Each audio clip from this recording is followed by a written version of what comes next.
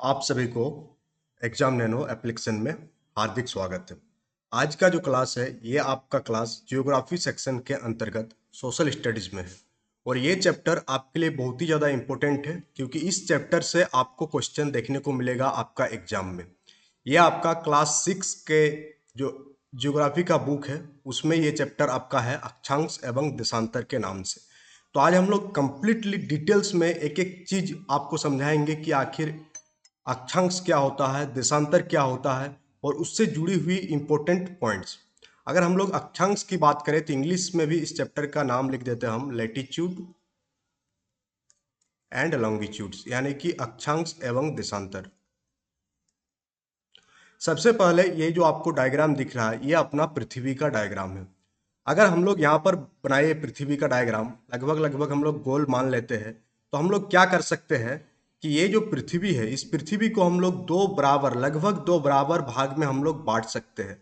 तो जो लाइन यानी कि ओरिजिनल में नहीं बांटता है, ये एक काल्पनिक इमेजिनरी लाइन है।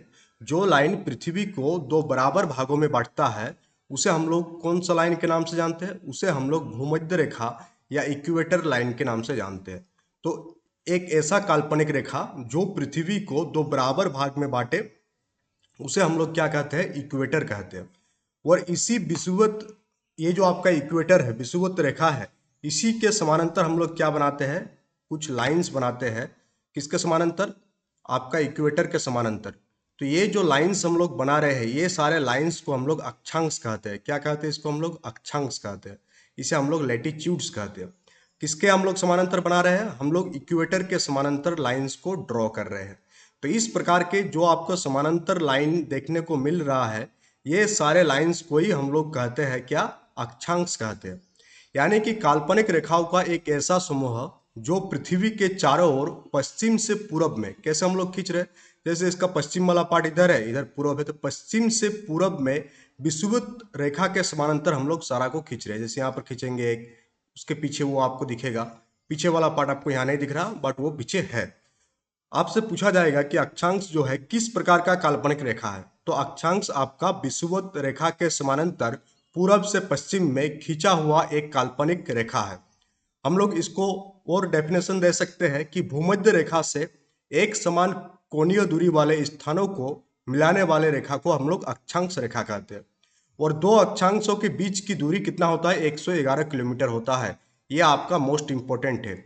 एमसीक्यू में आपसे पूछा जा सकता है कि दो अक्षांश के बीच की मध्य कितना डिस्टेंस होता है। जैसे ये वाला दो डिस्टेंस है, इसके बीच का जो दूरी होगा वो आपका 111 किलोमीटर होगा। और जो आपका इक्वेटर लाइन है विषुवत रेखा है इसे हम लोग कितना डिग्री मानते हैं? 0 डिग्री मानते हैं। और फिर आपका 15, 30, 45, 60 से 90 जाएगा। उसी प्रकार से नीचे भी जाएगा आपका 0 डिग्री, 15 डिग्री, 30 डिग्री, 45, 60, 90 डिग्री। तो आपको यहाँ पर समझ में आ गया कि अक्षांश रेखा क्या होता है। ऊपर में आपका उत्तरी ध्रुव है, नीचे आपका दक्षिणी ध्रुव है। अक्षांश रेखा आपको क्लियर हो गया कि अक्षांश रेखा आखिर है क्या। अब हम लोग इसी का नेक्स्ट पार्ट को देखेंगे अक्षांश का ही। यहाँ पर आपको साफ साफ दिख रहा है कि ये सारे जो है आपका अक्षांश रेखा है। बीच में जो लाइन पार हुआ उसे हम लोग क्या कहते हैं? इक्वेटर लाइन के नाम से जानते हैं। उसे हम लोग कौन सा लाइन के नाम से जानते हैं? ये जो लाइन आपको दिख रहा है ये आपका हो गया इक्वेटर लाइन, जो कि है आपका 0 डिग्री। कितना है? 0 डिग्री इक्वेटर लाइन। एक मिनट, कलर चेंज करते हैं इसका। इक्वेटर लाइन जो है आपका ये आपका है 0 डिग्री। अब आप 0 डिग्री से ऊपर 23.5 डिग्री पर जाएंगे तो आपको एक लाइन मिलेगा जिसका नाम है ट्रॉपिक ऑफ कैंसर, और जिसे हिंदी में हम लोग कहते हैं कर्क रेखा। क्या कहते हैं? कर्क रेखा। तो आपसे एग्जाम में पूछा जाएगा कि कर्क रेखा का निर्देशांक यानी कि कोऑर्डिनेट कितना होता है? तो 23 डिग्री, 23.5 डिग्री हम लोग लिख सकते हैं। 23.5 डिग्री नॉर्थ आपका होता है कर्क रेखा। उसी प्रकार से इक्वेटर से हम लोग नीचे वो क्या मीडियम रहता है। यहाँ पर जो टेम्परेचर रहता है, टेम्परेचर आपका मध्यम रहता है, ये आप याद रखिएगा। यहाँ आपका टेम्परेचर जो है मध्य रहता है। और इस क्षेत्र को हम लोग किस नाम से जानते हैं? शीतोष्ण कटिबंध। किस नाम से? शीतोष्ण कटिबंध के नाम से जानते हैं। तो आपसे अगर पूछ दिया जाए कि उत्तरी शीतोष्ण कटिबंध का क्षेत्र कहाँ से कहाँ तक है, तो कर्क रेखा और उत्तरी जो ध्रुव वृत्त है इसके बीच को क्षेत्र को हम लोग क्या कहते हैं? उत्तरी शीतोष्ण कटिबंध के नाम से जानते हैं। उसके बाद जैसे ही आप ऊपर बढ़ जाएंगे तो आपको उत्तरी शीत कटिबंध देखने को मिलेगा, जो उत्तरी ध्रुव वृत्त के बाद आएगा। और यहाँ पर टेम्परेचर बहुत ही कम रहेगा, क्योंकि आपको पता है कि जैसे सनलाइट यहाँ से सूरज है, सूरज यहाँ पर है, सनलाइट यहाँ पर डायरेक्ट पड़ रहा है, जैसे हम बनाई देते हैं, यहाँ पर आपका सूरज है, ठीक। यहाँ पर जो सनलाइट आ रहा पूरा का पूरा डायरेक्ट पड़ रहा है, बट जैसे यहाँ पर जा रहा तो यहाँ पर क्या हो जा रहा है, तिरछा हो जा रहा है। क्या हो जा रहा, तिरछा हो रहा आपका, यहाँ पर आपका तिरछा हो रहा। और यहाँ तक जाते जाते बहुत ही कम हो जाता है, जिसके कारण आपका टेम्परेचर जो है बहुत ही कम रहता है। और उस क्षेत्र को हम लोग शीत कटिबंध के नाम से जानते हैं। ये आपका हो गया उष्ण कटिबंध, ये हो गया आपका शीतोष्ण कटिबंध, ये हो गया आपका शीतोष्ण कटिबंध। शीतोष्ण कटिबंध भी आपका दो होगा, यहाँ पर नीचे दक्षिणी, ये हो गया आपका शीतोष्ण कटिबंध।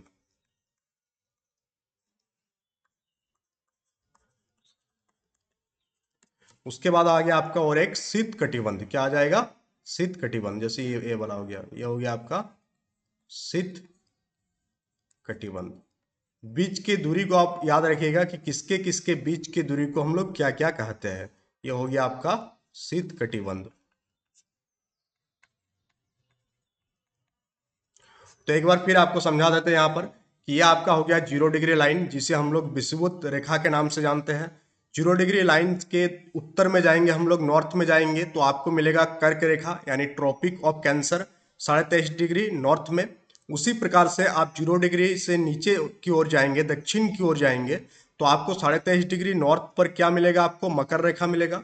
और मकर रेखा और कर्क रेखा के बीच का जो क्षेत्र है वहां पर टेम्परेचर ज्यादा रहता है। जैसे हम लोगों का अपना भारत, वो आपका कर्क रेखा भारत को दो बराबर भागों में लगभग बांटती है, जिसके बारे में हम लोग अभी बात करेंगे।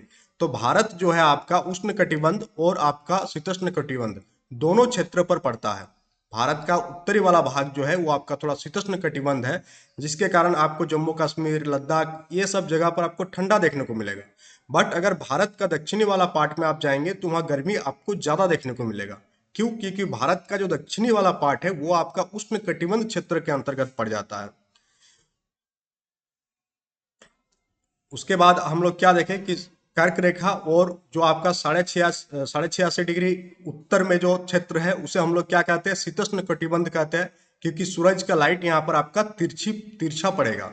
उसी प्रकार से आपका मकर रेखा और आपका 86.5 डिग्री दक्षिण का जो क्षेत्र है उसे हम लोग शीतोष्ण कटिबंध के नाम से जानेंगे, क्योंकि यहाँ पर आपका सूरज का जो किरण है वो आपका तिरछा आएगा। तो ये पॉइंट आपको क्लियर हो गया। और नॉर्थ पोल और साउथ पोल जहाँ पर टेम्परेचर बहुत ही कम है उसे हम लोग शीत कटिबंध के नाम से जानते हैं, क्योंकि वहां पर सूरज का तापमान बहुत ही कम पहुंचता है। क्योंकि यहाँ पर आपको डायग्राम से सारा चीजें समझ में आ गया कि कम क्यों पहुंचता है। तो यहाँ तक आपको क्लियर हो गया। ये सारे लाइंस बहुत ही इंपॉर्टेंट है और बहुत ही ज्यादा कंफ्यूज करता है जब तैयारी करते हैं कोई भी स्टूडेंट। तो उसमें प्रॉब्लम को सॉल्व कैसे करेंगे आप, प्रॉब्लम को सॉल्व करने का एक ही तरीका है कि ये डायग्राम को आप कॉपी में बना लेंगे और डेली एक बार देखेंगे। डेली एक बार देखने से आपका दिमाग में छप जाएगा और डायग्राम के थ्रू इस चैप्टर को अगर आप समझेंगे तो आपको ज्यादा याद रहेगा। आप अगर याद करने बैठ जाइएगा तो ये याद नहीं होगा ये चैप्टर, क्योंकि ये चैप्टर है ही पूरा का पूरा आपका कॉन्सेप्ट बेस्ड। और जितना ज्यादा आप डायग्राम को अपना दिमाग में रख सकते हैं ये चैप्टर उतना ही आपके लिए आसान होगा। चैप्टर बहुत ही आसान है, खाली आपको समझना है कि चैप्टर में बोला क्या गया है। तो यहाँ तक आपको क्लियर हो गया। तो अक्षांश वाला पूरा का पूरा पार्ट हम लोग अभी क्लियर किए। अब हम लोग बात करेंगे देशांतर रेखा के बारे में। अक्षांश वाला में कोई भी अगर डाउट है कमेंट बॉक्स में कमेंट करके डाउट पूछ सकते हैं कि अक्षांश रेखा से संबंधित कुछ भी अगर आपका डाउट है तो। हम लोग पेन का थोड़ा सा कलर चेंज करते हैं अब।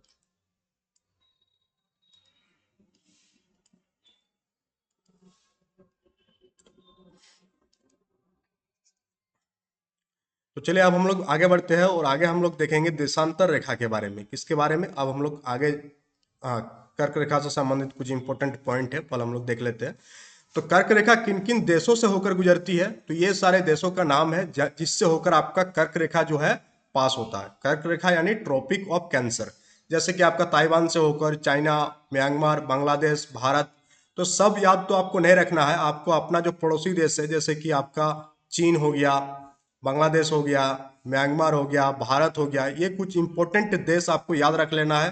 और कुछ कुछ जो है जैसे लीबिया हो गया, तो लीबिया हो गया, अल्जीरिया, मरितानिया, ये सब जो पहली बार सुनने को मिल रहा है वो भी आपको याद रखना है। बहामास, इन सारे देशों से होकर आपका कर्क रेखा जो है पास होता है। अगर हम लोग बात करें कि मकर रेखा किन देशों से होकर गुजरती है, तो भारत से होकर आपका मकर रेखा नहीं गुजरती है। ये आपको याद रखना है कि मकर रेखा भारत से होकर गुजरती है या नहीं। तो मकर रेखा जो है आपका भारत से होकर नहीं गुजरती है। आप यहाँ देख पा रहे हैं Chile, Argentina, Brazil, Namibia, Botswana, South Africa, Mozambique, Madagascar और ऑस्ट्रेलिया, इन सारे देशों से होकर आपका क्या गुजरती है, मकर रेखा गुजरती है। और अगर हम लोग 0 डिग्री इक्वेटर लाइन की बात करें, तो वो कौन कौन सा देशों से होकर गुजरती है, जैसे इक्वाडोर हो गया, कोलंबिया, गेबान, इन सारे देशों से होकर आपका इक्वेटर लाइन यानी कि 0 डिग्री वाला लाइन पार होता है। इक्वेटर लाइन हो गया आपका 0 डिग्री, आपका कर्क रेखा हो गया 23.5 डिग्री, आपका मकर रेखा भी आपका हो जाएगा 23.5 डिग्री, यह हो जाएगा आपका नॉर्थ में, और आपका मकर रेखा हो जाएगा साउथ में।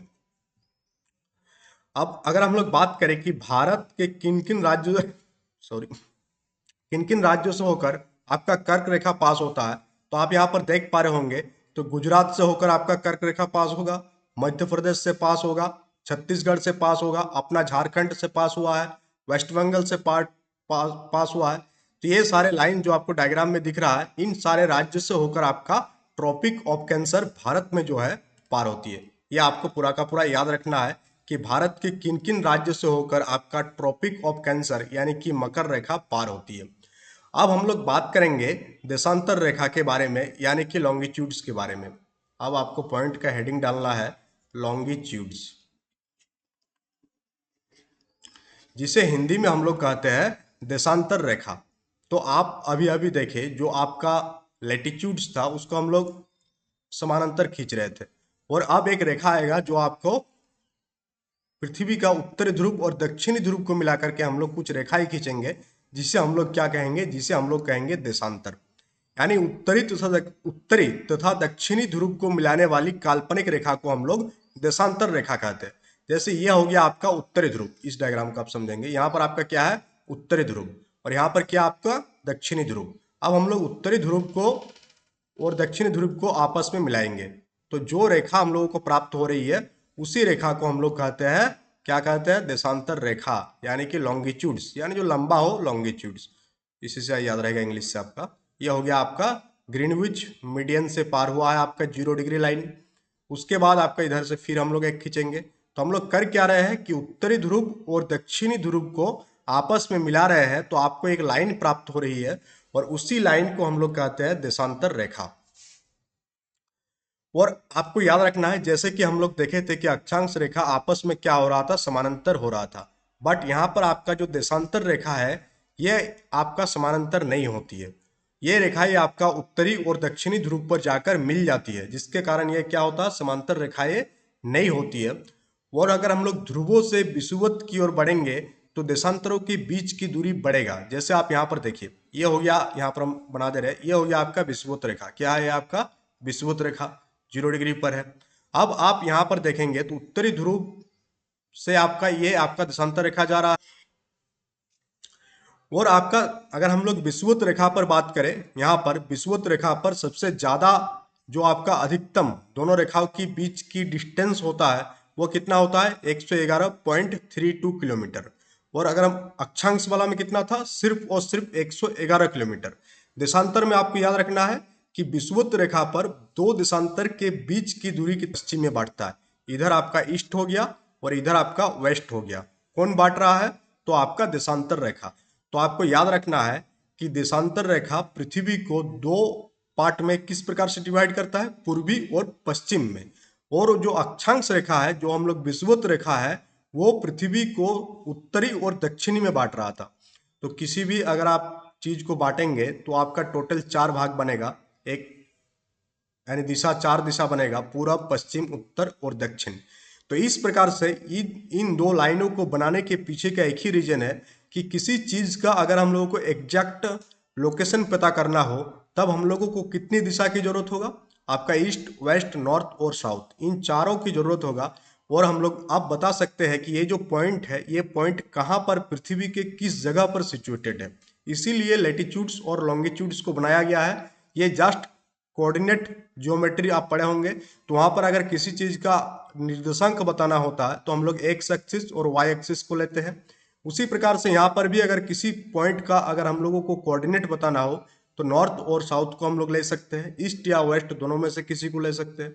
तो इस प्रकार से किसी भी लोकेशन का एग्जैक्ट दिशा अगर बताना हो तो हम लोग लैटिट्यूड्स और लॉन्गिट्यूड्स के हेल्प से हम लोग पता कर सकते हैं। इसलिए इन सारे रेखाओं को खींचा गया है। और ये सारी रेखा आपको वास्तव में प्रेजेंट नहीं है, ये सारी आपका काल्पनिक रेखा है। क्या है? काल्पनिक रेखा। अब ग्रीनविच मीडियन के ईस्ट में जाएंगे तो सारा जो कोऑर्डिनेट होगा वो आपको ईस्ट में कहलाएगा। जैसे यहाँ पर आपको 20 डिग्री ईस्ट दिख रहा है, 40 डिग्री ईस्ट दिख रहा है, 60 डिग्री ईस्ट दिख रहा है। उसी प्रकार से अगर आप ग्रीनविच से पश्चिम की ओर जाएंगे तो सारा कोऑर्डिनेट आपको वेस्ट में दिखेगा, यानी कि पश्चिम में दिखेगा। जैसे 20 degree west, 40 degree west, 60 degree west, 80 degree west, इस प्रकार से। अब आपको यहाँ पर लॉन्गिट्यूड्स वाला कॉन्सेप्ट क्लियर हो गया कि आखिर लॉन्गिट्यूड्स होता क्या है। अब हम लोग लॉन्गिट्यूड से जुड़ा हुआ कुछ इंपॉर्टेंट पॉइंट देखेंगे जो आपका एग्जामिनेशन पॉइंट ऑफ व्यू से बहुत ही ज्यादा इंपॉर्टेंट है। तो पहली बात कि ग्रीनविच रेखा या Greenwich time line, prime meridian जिसे हम लोग कहते हैं, प्राइम मेरिडियन जो 0 डिग्री लाइन है, प्राइम मेरिडियन आपका कौन सा लाइन है? यहाँ आपको दिख रहा है प्राइम मेरिडियन। ये प्राइम मेरिडियन आपका 0 डिग्री लाइन है। तो इसकी जो गणना है किस भाग से क्या है पृथ्वी का, तो लंदन में आपका ग्रीनविच वेधशाला है, वहां से जो लाइन पार हुआ है उस लाइन को हम लोग 0 डिग्री लाइन का नाम दे दिए है। जिस टाइम नाम दिया गया उस टाइम इंग्लैंड बहुत ही ज्यादा प्रभुत्वशाली देशों में गिना जाता था, इसलिए आपको टाइम लाइन वाला कॉन्सेप्ट भी और ये ग्रीनविच वाला भी वो लंदन से पार हुआ। बट अगर आज के डेट में खींचा जाता तो किस देश से होकर पार होता, आप लोग कमेंट बॉक्स में कमेंट कीजिएगा कि अगर आज के डेट में अगर हम लोग ग्रीनविच लाइन खींचते तो किस देश से पार होता। जाहिर सी बात है कि सब कोई मिलकर बात करते और फिर एक सॉल्यूशन निकाला जाता। और उस टाइम तो अलग ही सिस्टम चलता था, कॉलोनियलिज्म सिस्टम था। तो इंग्लैंड से पार हुआ क्योंकि वो सबसे ज़्यादा धनी देश भी था उस टाइम और सबसे ज़्यादा डोमिनेट किया हुआ था पूरा ऑल ओवर वर्ल्ड में। तो ग्रीनविच वेधशाला से जो देशांतर रेखा गुजरती है उसी से हम लोग क्या करते हैं, काउंटिंग स्टार्ट करते हैं, जिसके कारण इसे हम लोग प्राइम मेरिडियन लाइन भी कहते हैं। क्या कहते हैं इसे हम लोग? Prime meridian line. यहाँ पर आपको दिख रहा है प्रधान मध्य रेखा भी कहते हैं। और ये आपका 0 डिग्री होता है, ये हो गया आपका प्राइम मेरिडियन। यहाँ पर लिख दे रहे हैं हम प्राइम मेरिडियन, ये आपका हो गया 0 डिग्री। तो प्राइम मेरिडियन लाइन का कितने डिग्री पर गुजरती है? 0 डिग्री। और ये जो प्रधान लाइन है प्राइम मेरिडियन है, इसकी बाएं और इसका दाएं का जो रेखा है उसे हम लोग अभी अभी देखे कि एक को पूर्वी दिशांतर और एक को हम लोग पश्चिमी दिशांतर के नाम से जानते हैं। और इसे हम लोग पश्चिमी और पूर्वी गोलार्ध भी कहा जाता है कभी कभी। तो 180 डिग्री पूरब और 180 डिग्री पश्चिम की दिशांतर जो है वो आपका एक ही रेखा है। 180 डिग्री पूरब वाला जो रेखा है और 180 डिग्री पश्चिम वाला जो एक लाइन है वो सेम लाइन है। वहीं से हम लोग बांट देते कि ये यहाँ पर आपको समझ में आएगा, ये डायग्राम यहाँ से यहाँ क्लियर नहीं हुआ। ये जो आपको 0 डिग्री वाला लाइन है और ये आपका 180 डिग्री वाला लाइन है, जहां से हम लोग क्या कर रहे हैं, पूरब और पश्चिम में पृथ्वी को बांट रहे हैं। तो वहाँ दो अलग अलग लाइन नहीं है, एक ही लाइन है। एक ही लाइन से हम लोग क्या करते रहे, इधर वाला आपका पूरब मान ले रहे हैं और इधर वाला हम लोग पश्चिम मान ले रहे हैं। तो इस प्रकार से टोटल अगर हम लोग देशांतर रेखाओं की बात करें तो 0 डिग्री से चालू होगा। कहाँ से चालू होगा? यहाँ पर 0 डिग्री से, फिर आगे बढ़ते जाएगा, इधर भी आगे बढ़ते जाएगा। तो टोटल आपका कितना हो जाएगा? 180 डिग्री आपका ईस्ट साइड में होगा और फिर 180 डिग्री आपका वेस्ट साइड में होगा। जैसे यहाँ पर आप बांटेंगे, सिंपल समझिए, यहाँ से एक लाइन जाएगा, यहाँ से लाइन जाएगा, तो यहाँ से कहाँ तक जाएगा? 180 तक जाएगा पीछे। उसी प्रकार से यहाँ भी हम लोग लाइन खींचते जाएंगे तो इधर भी पीछे आपका कहाँ तक जाएगा? 180 तक जाएगा। और लास्ट में जो 180 मिलेगा वो एक ही रेखा होगा जहाँ पूरब और पश्चिम हो जाएगा। तो टोटल 180 प्लस 180 कितना हो गया? 360। तो कुल देशांतर रेखाओं की संख्या जो है वो आपका कितना है? 360 है। और पूरा पृथ्वी जो है 360 डिग्री घूमने में कितना टाइम लगाता है? 24 घंटे के समय लगाता है। और 1 डिग्री घूमने में पृथ्वी 4 मिनट का समय लगाता है। कितना? 4 मिनट का समय लगाता है। 1 डिग्री घूमने में पृथ्वी कितना समय लगाता है? 4 डिग्री का समय लगाता है। ये सारा जो कुछ फैक्ट है जो आपको याद रखना है। कुल देशांतर रेखाओं की संख्या आपको याद रखना है, ये आपका मोस्ट इंपोर्टेंट है।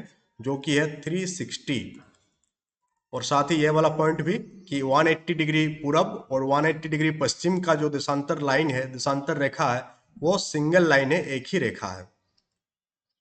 अब हम लोग कुछ इंपॉर्टेंट फैक्ट्स देखेंगे कि 0 डिग्री अक्षांश और 0 डिग्री देशांतर एक दूसरे को कहां पर काटेगा, अटलांटिक महासागर पर। जैसे आप यहां पर समझिए, यहां पर क्या है आपका, यहां पर आपका 0 डिग्री वाला विषुवत रेखा है, 0 डिग्री वाला विषुवत रेखा है। तो एक पॉइंट पर ये काट रहा है ना, दोनों एक पॉइंट पर क्या कर रहा है, दोनों काट रहा है। यानी 0 डिग्री अक्षांश और 0 डिग्री देशांतर क्या होगा, एक पॉइंट पर आपको काट रहा है, और वो पॉइंट कहां पर है, वो पॉइंट आपका अटलांटिक महासागर में है। तो ये पॉइंट भी आप याद रखिएगा कि 0 degree latitudes and 0 degree longitudes एक दूसरे को अटलांटिक महासागर में कट करती है, काटती है। अब एक पॉइंट आ जाएगा आपका international date line. International date line जो है 180 डिग्री देशांतर को हम लोग अंतरराष्ट्रीय तिथि रेखा कहते हैं। और ये जो आपका इंटरनेशनल डेट लाइन है, इस रेखा के दोनों ओर स्थित जो भी देश है उसमें एक दिन का अंतर आपको देखने को मिलेगा। तो आपसे पूछ दिया जाएगा कि इंटरनेशनल डेट लाइन के दोनों ओर स्थित देशों में कितना दिन का अंतर आपको देखने को मिलेगा, तो आपको एक दिन का अंतर देखने को मिलेगा। अगर आप इंटरनेशनल डेट लाइन के पश्चिम की ओर जाते हैं, ये आपका हो गया पश्चिम वेस्ट और ये हो गया आपका ईस्ट। अगर आप इंटरनेशनल डेट लाइन के पश्चिम में जाते हैं, वेस्ट में अगर आप जाते हैं, तो आपका एक दिन कम हो जाएगा। और अगर आप पूरब की ओर जाएंगे इंटरनेशनल डेट लाइन से, तो आपका एक दिन आपका जस्ट मिनट,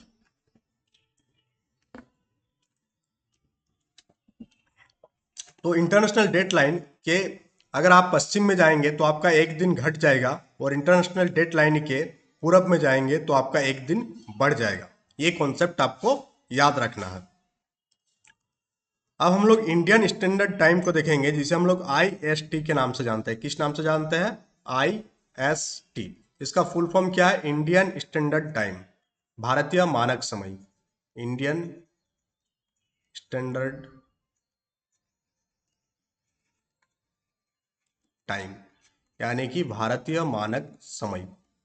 तो समय जोन का जो कॉन्सेप्ट है कि पूरा का पूरा वर्ल्ड में, अगर आप वर्ल्ड का मैप को देखेंगे तो हर जगह एक ही समय होगा, ये पॉसिबल नहीं है, क्योंकि सूरज जो है हर जगह के लिए अलग अलग डिस्टेंस कवर करेगी, जैसे जैसे अर्थ मूव करते जाएगा।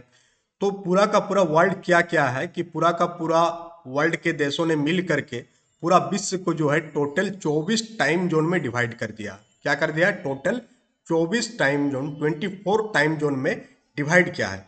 और इन सारे टाइम जोन जो है, इसका जो एक मानक लाइन माना गया कि किस लाइन से हम लोग टाइम को कैलकुलेट करेंगे, वो है आपका ग्रीनविच मीन टाइम। वो क्या है आपका, GMT। क्या है आपका, GMT। ये GMT जो है आपको वर्ल्ड क्लॉक के बारे में बात करेगा, और इसी से हम लोग मैच करते हैं अमेरिका में कितना टाइम हो रहा है, इंडिया में कितना टाइम हो रहा, उसी के हिसाब से दोनों का एयरलाइंस सेट होता है, जो भी काम करना रहता है दोनों देशों के बीच या बाकी किसी भी देशों के बीच, तो GMT टाइम के हिसाब से हम लोग जो है उसमें काम करते हैं।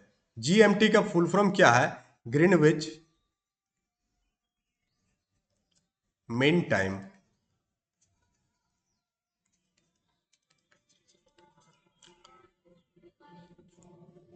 टोटल 24 जोन है, और टोटल 24 जोन के बीच का जो डिग्री है, दो लाइन के बीच का, वो 15 डिग्री के बराबर है। अगर हम लोग भारत की बात करें तो भारत का जो IST है, यहाँ पर आपको दिख रहा है IST, इंडियन स्टैंडर्ड टाइम, भारतीय मानक समय, ये आपका 82.5 डिग्री, कितना डिग्री पर है, 82.5 डिग्री आपका पूर्व देशांतर, 82.5 डिग्री ईस्ट। देशांतर को हम लोग क्या मान लिए हैं, भारतीय मानक समय मान लेते हैं, जो कहां से होकर पार करता है, इलाहाबाद। इलाहाबाद में एक मिर्जापुर नामक जगह है, वहां से आपका पार होती है, जो कि आपका ग्रीनविच टाइम से 5.5 घंटा आगे है। यानी कि हम लोग GMT से, जो GMT लाइन है, उससे हम लोग कितना घंटा आगे है, 5.5 घंटे आगे है। तो अगर हम लोग मान लेते हैं कि आपका जो GMT में 12 बज रहा होगा, GMT में कितना बज रहा होगा, 12 बज रहा होगा, तो इंडिया में कितना बज रहा होगा, 12 में आप 5.5 घंटा ऐड कर देंगे, तो हो गया आपका 17:30। अगर आपका GMT में 12 बज रहा होगा तो इंडिया का जो टाइम होगा वो कितना हो जाएगा आपका, 17:30। ये आपको याद रहना चाहिए। और 1 to 5 में इतना ही हाई लेवल तक पूछेगा, उससे ज़्यादा नहीं पूछेगा कि क्या है क्या नहीं है। आपको याद रखना है कि आपका जो IST है, इंडियन स्टैंडर्ड टाइम है, ये आपका कहाँ से गुजरती है? इलाहाबाद के निकट मिर्जापुर से गुजरती है। इसका पॉइंट कितना है? 82.5 डिग्री पूर्वी देशांतर। ये आपको याद रखना है। कौन सा? 82.5 डिग्री पूर्वी देशांतर है। भारत जो है आपका पूरब की ओर सिचुएटेड है। अगर हम लोग बाकी यूरोपियन कंट्रीज की बात करें तो वह आपका पश्चिमी देशांतर में सिचुएटेड है। GMT से IST कितने घंटे आगे है? तो GMT से IST 5.5 घंटा आगे है। पूरा का पूरा वर्ल्ड को टोटल 24 टाइम जोन में डिवाइड किया गया है। ग्रीनविच मीन टाइम से ही हम लोग सारा टाइम को कैलकुलेट करते हैं, और यानी कि GMT आपका 0 डिग्री लाइन हम लोग कह सकते हैं। GMT क्या आपका 0 डिग्री है। तो यहाँ पर आपको पूरा का पूरा क्लियर हो गया। और इंटरनेशनल डेट लाइन से अगर आप पश्चिम की ओर जाएंगे तो आपका एक दिन घटेगा, और अगर आप इंटरनेशनल डेट लाइन से पूरब की ओर जाएंगे तो आपका एक दिन बढ़ेगा। एक दिन क्या होगा? बढ़ेगा। और यहाँ पर एक दिन आपका कम होगा। ये आपको क्लियर हो गया। साथ ही साथ 0 डिग्री अक्षांश और 0 डिग्री देशांतर एक दूसरे को अटलांटिक महासागर में काटती है। कहाँ पर काटती है? अटलांटिक महासागर पर।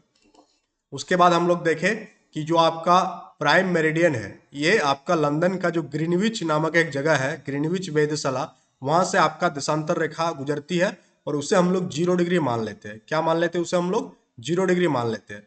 और उसके बाद हम लोग लाइन खींचते जाते हैं, तो टोटल इधर आपको 180 लाइन खिंचाएगा आपका पूर्व की ओर। उसी प्रकार से 180 लाइन आपको खिंचाएगा पश्चिम की ओर। और एक को लास्ट जो लाइन है आपका 180 डिग्री वाला जो लाइन है, जो कि 180 डिग्री पूरब और 180 डिग्री पश्चिम, वो एक ही लाइन है। तो इस प्रकार से टोटल जो है आपका देशांतर रेखाओं की संख्या कितना हो जाएगा?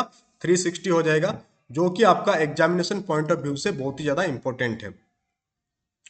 फिर हम लोग यहाँ पर देशांतर रेखा के बारे में बात की कि उत्तरी ध्रुव और दक्षिणी ध्रुव को मिलाने वाली रेखा को हम लोग किस रेखा के नाम से जानते हैं? देशांतर रेखा के नाम से जानते हैं। ग्रीनविच मेरिडियन जो होता है वो आपका 0 डिग्री में होता है। ग्रीनविच मेरिडियन से पूरब वाले पार्ट को हम लोग पूर्वी देशांतर कहते हैं। ग्रीनविच मेरिडियन से आपका पश्चिम वाला पार्ट को हम लोग पश्चिमी देशांतर के नाम से जानते हैं। और लेटीट्यूड्स एंड लॉन्गिट्यूड्स बनाने के पीछे का जो मकसद है वो ये है कि किसी भी चीज का या किसी भी जगह का एग्जैक्ट लोकेशन पता करना। किसी भी स्थान का एग्जैक्ट लोकेशन पता करने के लिए ही हम लोग लेटीट्यूड्स एंड लॉन्गिट्यूड्स को ड्रॉ किए हैं, और ये सारा आपका काल्पनिक रेखा है। साथ ही हम लोग यहाँ देखें, कर्क रेखा किन देशों से होकर गुजरती है, मकर रेखा किन देशों से होकर, और विषुवत रेखा किन देशों से होकर गुजरती है। और आपको याद रखना है कि कर्क रेखा भारत के किन किन राज्यों से होकर गुजरता है, जो आपको ये डायग्राम में आपको दिख रहा है यहाँ पर। उसके बाद हम लोग आगे क्या देखें और क्या क्या पढ़े आज के सेशन में? हाँ, ये वाला डायग्राम, ये डायग्राम बहुत ही इंपॉर्टेंट और इंटरेस्टिंग डायग्राम है कि 0 डिग्री लाइन को हम लोग क्या कहते हैं? इक्वेटर कहते हैं। 0 डिग्री लाइन से ऊपर 23.5 डिग्री उत्तर में आपका क्या है? कर्क रेखा है। 0 डिग्री लाइन से नीचे 23.5 डिग्री दक्षिण में आपका मकर रेखा है।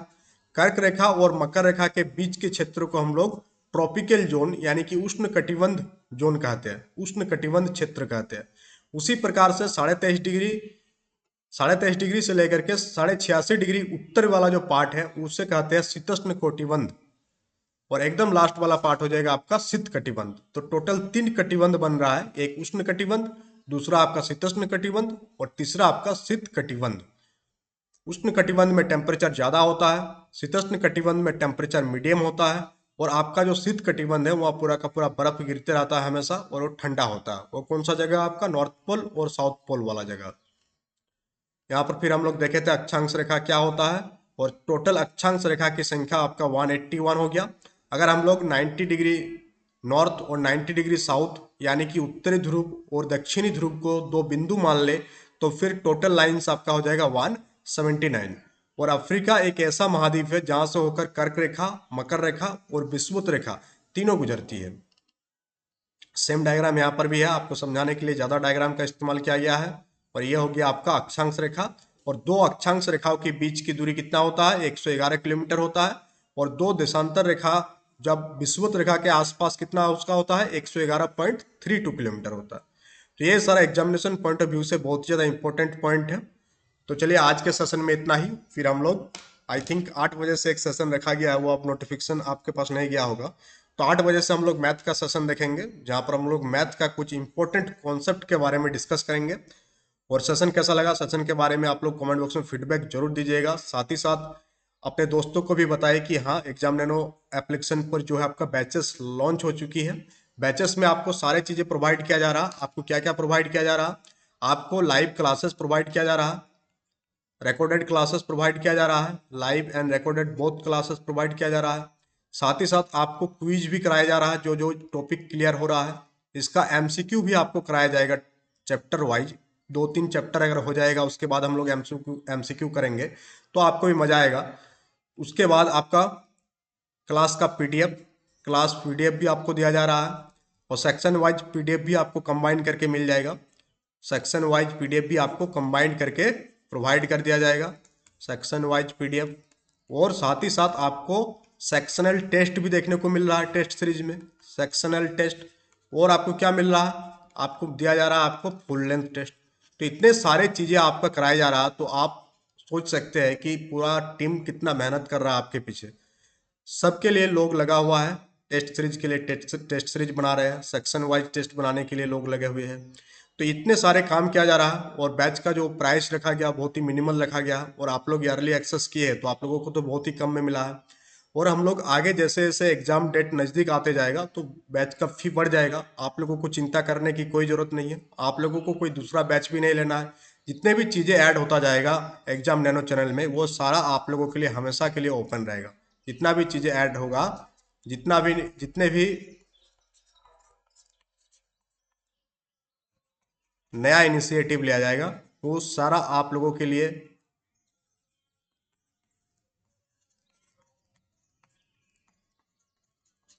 सारा आप लोगों के लिए ओपन रहेगा, सारा आप लोगों के लिए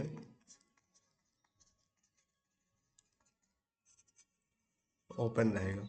यानी पीआरटी से संबंधित जो भी चीज़ें किया जाएगा वो सारा आपका क्या रहेगा, आपके लिए फ्री ऑफ कॉस्ट रहेगा। आपको कुछ पे करने की जरूरत नहीं है। आपको जो नोट्स प्रोवाइड किया जा रहा है एकदम A1 क्वालिटी का नोट्स प्रोवाइड किया जा रहा है। इसलिए टाइम लगता है कुछ कुछ चीज़ों में, जो है रिसिडल करना पड़ जाता है। उसके पीछे का ही रीजन है कि क्वालिटी कंटेंट जब तक नहीं बनेगा तब तक हम उस क्लास को कंडक्ट नहीं कराते। जैसे कि ये वाला क्लास आपका कल शेड्यूल था, बट एक दिन डिले इसलिए हुआ क्योंकि ये कंटेंट जो पहले बना के भेजा था वो कंटेंट बढ़िया नहीं था। फिर कुछ कुछ ये चेंज करवाए हम कि यहाँ पर 111 किलोमीटर वाला डिस्टेंस डलवाए। कंटेंट वाले क्या किए थे कि ये 111 किलोमीटर नहीं डलवाए थे, डायग्राम उतना बढ़िया से नहीं डाला गया था। ये डायग्राम लाया गया आपके सामने सो दैट आपको बेहतर समझ में आए।